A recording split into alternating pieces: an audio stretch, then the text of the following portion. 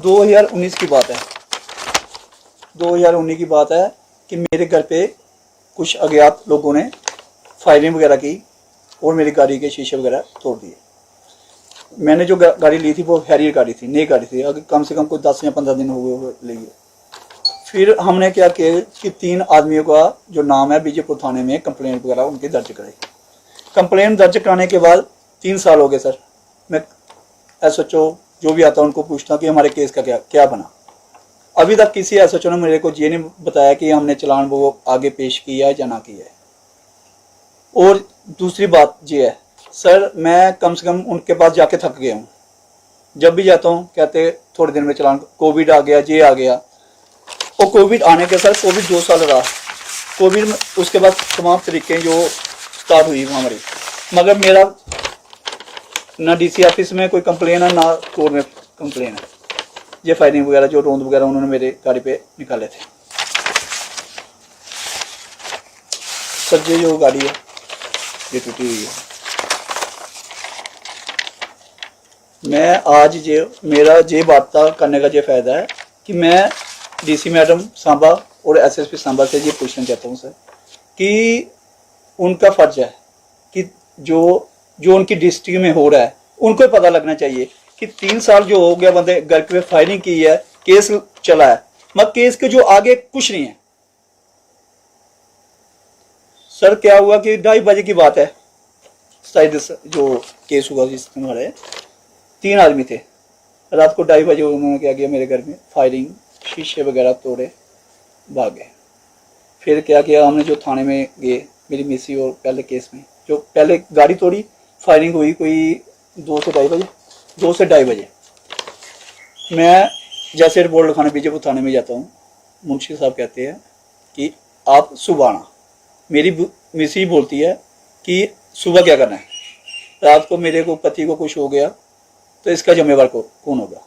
फिर उन्होंने क्या किया कि मेरे को कोई सब इंस्पेक्टर है उनका नंबर दे दिया। वो अपने चौक में, बीजेपुर में चौक में खड़े थे।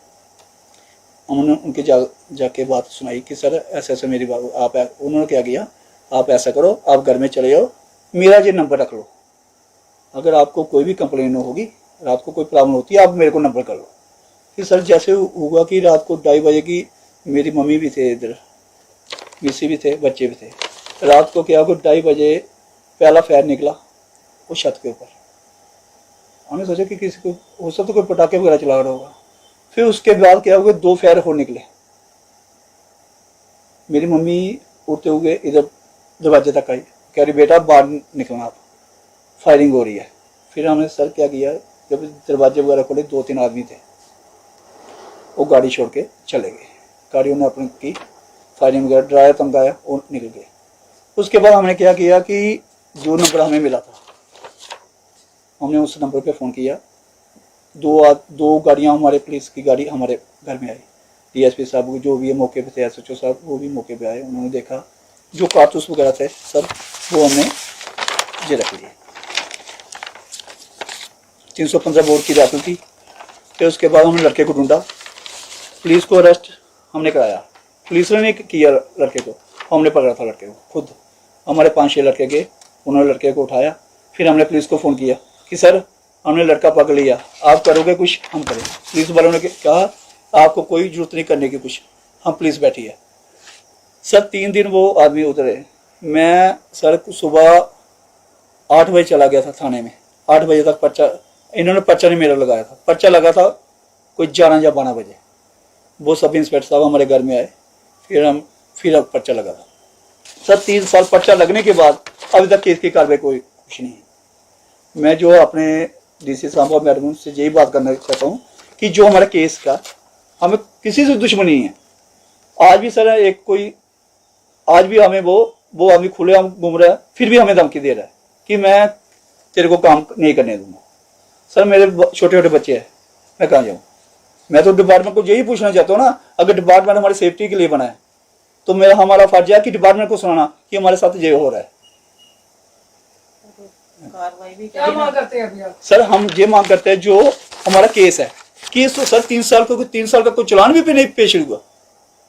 ये तो डिपार्टमेंट का काम है ना चालान पेश होगा। अगर कोई सारा चोरी वाला केस हो सर 30 दिन चालान पेश हो जाता है। हमारा 3 साल हो गया, फायरिंग का केस है, शरेआम गुंडागर्दी की है, उन्होंने शरेआम फायरिंग वगैरह की है, अभी तक के केस नहीं होगा हमारा। हम तो गवर्नर साहब, डीसी साहब और एसएसपी साहब से यही दरखास्त करना चाहते हैं कि जो हमारा केस किया उसकी जल्दी से जल्दी सुनवाई हो, और तमाम जो गुनेगार है जहां तो उनको सब सजा मिले, और शरेआम गुंडागर्दी करते हैं, ये नहीं उनका नया काम है। कोई रास्ते में जाता उनको मारते हैं, कोई गरीब होगा शरेआम करते हैं वो। हम किसी का नाम लेना नहीं चाहते, विजयपुर थाने में रिपोर्ट लगी है, जो भी कानून होगा कानून के दायरे में हम उसको सजा दिलाएंगे। हमारी से किसी से जाति दुश्मनी नहीं है। मेन सर जो गुनहगार है उनको जल्दी से जल्दी सजा मिलनी चाहिए।